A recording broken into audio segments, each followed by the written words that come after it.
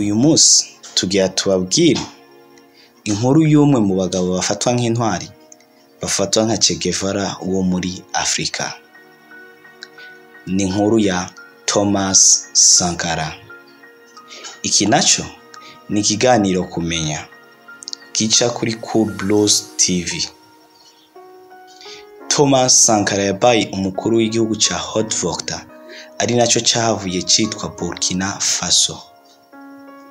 Akaba yatwaye ico gihugu imyaka 4. Kuva mu mwaka w'igihumbi kimwe amajana 983 gushika mu mwaka w'igihumbi kimwe amajana 987. Ni umukuru w'igihugu wo mu bihe vy'ukwibohora kwa mbere kwa Burkina Faso.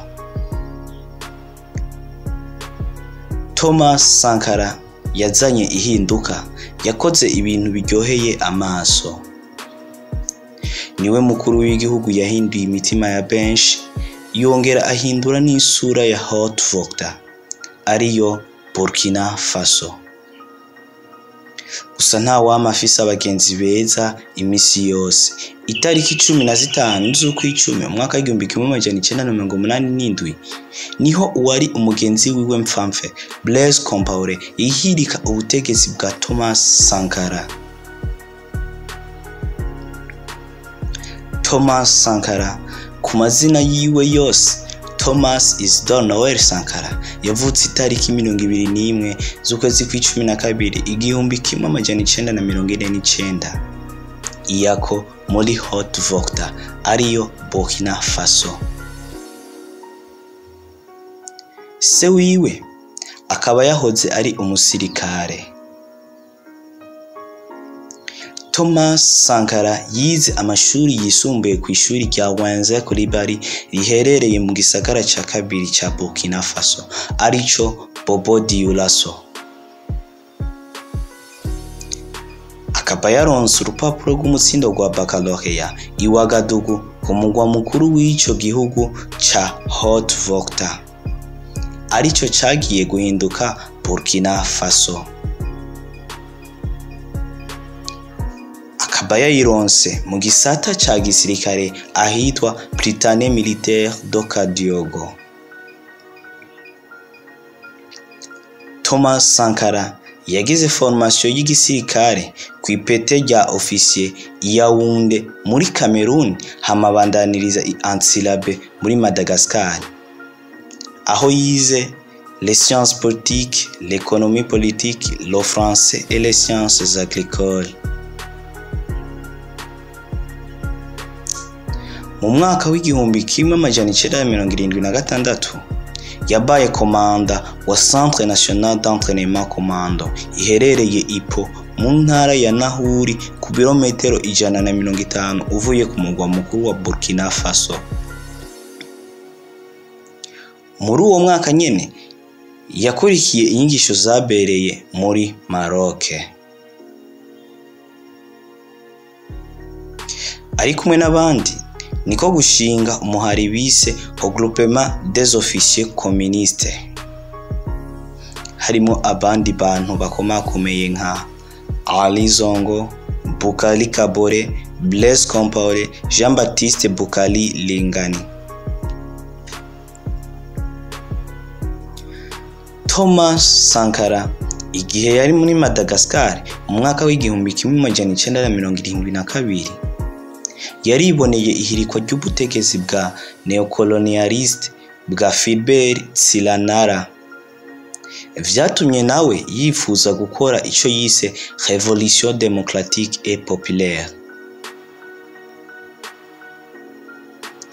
Thomas Sankara agarutse avuye Madagascar yarafise ipete rya sous-lieutenant hari mu mwaka w'igihumbi kimwe amajana 973.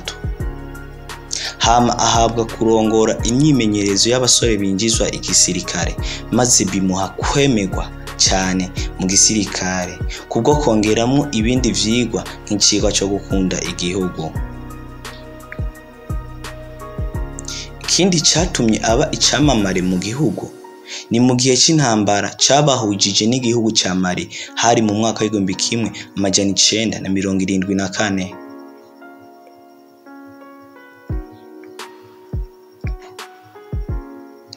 itariki 4 z'ukumunani 1983 Thomas Sankara yahiritse ubutegetsi bwa Jean-Baptiste Ouedraogo, uyu akaba atanu umwaka yari bwatware.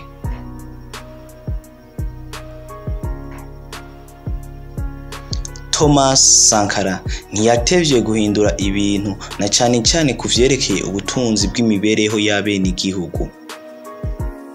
Yavuze ati, ubutegetsi bushasha bugamije guteza imbere igihugu mu by'ubutunzi. Yongera ati, iyo umuntu agufashije ikintu kanaka ategerezwa kukubwira n'icyo utegerezwa kugikoresha. Aho yavuga ibihugu nk'Ubufaransa, Amerika n'ibindi. Itariki 4 z'ukumunani 1984 igihugu citwa Republique ya Haute-Volta cahinduye izina citwa Burkina Faso. Ku ntwaro ya Perezida Thomas Sankara nta mukene yahaba. Yagerageza gukora ibishoboka vyose kugira umuntu wese ahembwe neza bivanye n'akazi akora. Mu mwaka w'1986 Burkina Faso yageze ku ngingo yuko umwene gihugu wese ategezwa gufungura niburi kabiri ku munsi kandi agakoresha n'amaritiro 10 y'amazi ku munsi. Abakozi ba leta bategerezwa kwambara impuzu ndangakaranga bita faso dan fani. Ivyatumye abakenyezi benshi bashona bene iyo myambaro baronka amafaranga ababeshaho. Kubw'impungenge Perezida Thomas Sankara yarafitiye ibidukikije, yaragwanije itemagurwa ry'ibiti, imiriro ya Nyakanga.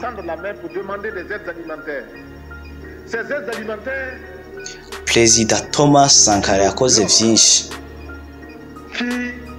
kubakisha ingomero z'umuyaga nkuba, yarashinze itegeko ry'uko umushahara w'umugabo ko n'umugore wiwe yowuronswa ko, akuraho ivy'inkwano kuko we yabona ko ari urucuruzwa rw'abagore, akuraho kurongorwa ku gahato maze ashinga imyaka yemejwe imbere y'amategeko yo gushingirwa, n'ibindi vyinshi yagiye arakora.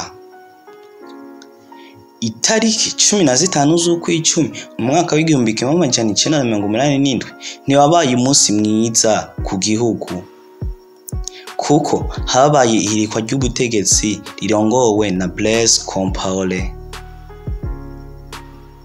Ku muhingamo w'uwo munsi Thomas Sankara hamwe n'abandi mu bari bagize leta bari mu nama, maze igitangura umusirikare w'umukomando yinjira aho inama yariko irabera abanje kwica abacungera umutekano wa Thomas Sankara, maze ababwira bose gusohoka. Aruna Traoré yari muri iyo nama, umwe wenyene yarokotse. Avuga ko Thomas Sankara yaciye ababwira, ntimwinyeganyeze kuko ari jewe barondera. Maze Sankara agisohoka ahita araswa, aca arafa atanasanvye. Muri ico gitero harishwe abandi 12 mu bari kumwe na Thomas Sankara, aribo Bonaventure Compaoré, Christophe Saba, Frédéric Kiende, Patrice Zagre, Paul Babu Muni hamwe n'abarinzi biwe batanu: Abdoulaye Emmanuel Bationo, Nufusa Wadogo, Warilaye Ouedraogo hamwe na gendarme Patene Masore n'umushoferi wa Thomas Sankara. Ku mugoroba w'uwo munsi hatangajwe ku radio ihirikwa ry'ubutegetsi. Blaise Compaoré aja ku butegetsi. Thomas Sankara akaba yasize umufakazi umwe ariwe Mariam Selme hamwe n'abana babiri aribo Philippe Sankara na Auguste Sankara. Cari ikiganiro kumenya gica kuri KURI TV. Tugusaba kugira subscribe kuri channel ubandanye kuronka ibiganiro nk'ibi. Je nakibashikirije nkaba nari Alain Fortuned.